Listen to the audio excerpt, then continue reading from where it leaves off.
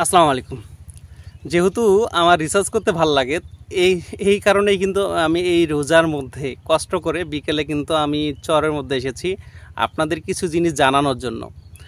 আপনারা অনেকেই ভুট্টার বড় কলা দেখে সন্তুষ্ট হয়ে থাকেন বা মোটা কলা দেখে সন্তুষ্ট হয়ে থাকেন। আসলে আপনাদের কিছুটা জানানোর কারণেই আপনাদের অনেকেই ভুল ধারণা দেয় যে ভুট্টার কলা বড় হলে ফলন বেশি হয় বা মোটা হলে বেশি ফলন হয়। এইটা বলে অনেককেই আপনার কিছু বীজ ভুট্টার বীজ বেশি দামে বিক্রয় করে নেয়। আসলে আপনারা অনেকেই হয়তোবা শুরু থেকে আমার কথা বিশ্বাস করেননি। যারা বিশ্বাস করেছেন তারা হয়তোবা ভুট্টার জাতগুলা চয়েস করতে একটু হলেও সুবিধা হয়েছে। কে কী জাত ভুট্টা চাষ করেছেন সেটা তো অবশ্যই কমেন্ট করবেন। কিন্তু আমি আপনাদের যে জিনিসটা দেখাবো যে ভুট্টার কলা মানে দেখলেই আপনি বুঝতে পারবেন যে ভুট্টার ফলন ভালো হবে নাকি খারাপ হবে। যদিও এই বিষয়টি আপনাদের আমি আগেই ক্লিয়ার করেছি, তারপরেও আমি যে একটা মোটা কলাওয়ালা আমি দেখাচ্ছি। এর আগে চিকন কলা দেখাইছি যে আসলে কেমন হয়। আজকে আমি দেখাবো যে আসলে মোটা কলার ফলন কেমন হবে সেটা আপনাদের একটু ধারণা দেওয়ার জন্য আমি চেষ্টা করব। যদিও রমজান মাস, একজনের একটা কলা ক্ষতি করি আপনাদের সুবিধার্থে। এইটা দেখে বাংলাদেশের অনেক মানুষ সচেতন হতে পারে, এই কারণেই আপনাদের আমি একটা কলা ওনার নষ্ট করতেছি, পরবর্তীতে ওনাকে আমি ক্ষতিপূরণ দেব। তবে ভিডিওটি শুরু করার আগে আপনারা যারা আমার চ্যানেলটি এখনও সাবস্ক্রাইব করেনি অবশ্যই সাবস্ক্রাইব করে দেবেন।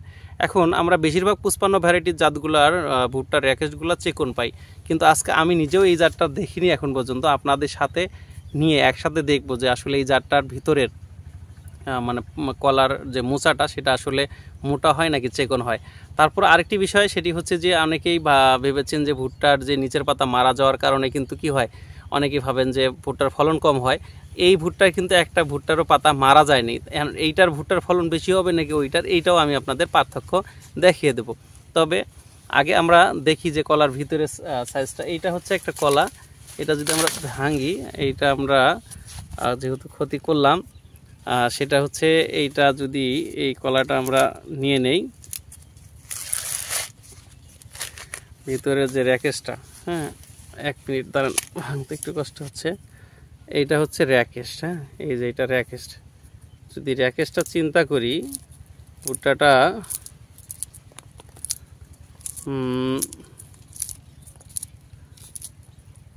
এখনও বোঝা যাচ্ছে না, তবে তুলনামূলকভাবে মোটাই হচ্ছে, রস বেশি হবে। যদি আপনি 55 ভ্যারাইটির দেখেন আর এইটা দেখেন তাহলে কিন্তু ডিস্টেন্স হবে। তার মানে ভুট্টার মেন হচ্ছে জাত, তারপরে হচ্ছে পরিচর্যা। যদি আপনার জাত নির্বাচন করতে ভুল করে থাকেন তাহলে অটোমেটিকলি আপনার ভুট্টার ফলন কম হবে।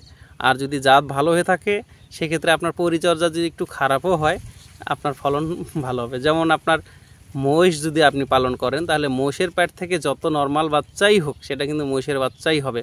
আর ছাগলের প্যাট থেকে যত বড়ই ছাগল হোক কিন্তু সেটা ছাগলের বাচ্চাই হবে। এটা আপনারা যদি বোঝেন তাহলে আর দ্বিতীয়বার এইটা আপনাকে আর চিন্তা করা লাগবে না। তবে যাই হোক, আমরা যেহেতু ভুট্টা চাষ করেছি, এখন ভুট্টার একদম শেষ প্রান্তে, ইনশাল্লাহ চেষ্টা করব সামনা বছর যদি আমরা বেঁচে থাকি ভুট্টার জাত নির্বাচন করে তারপরে আমরা ভুট্টা বপন করব।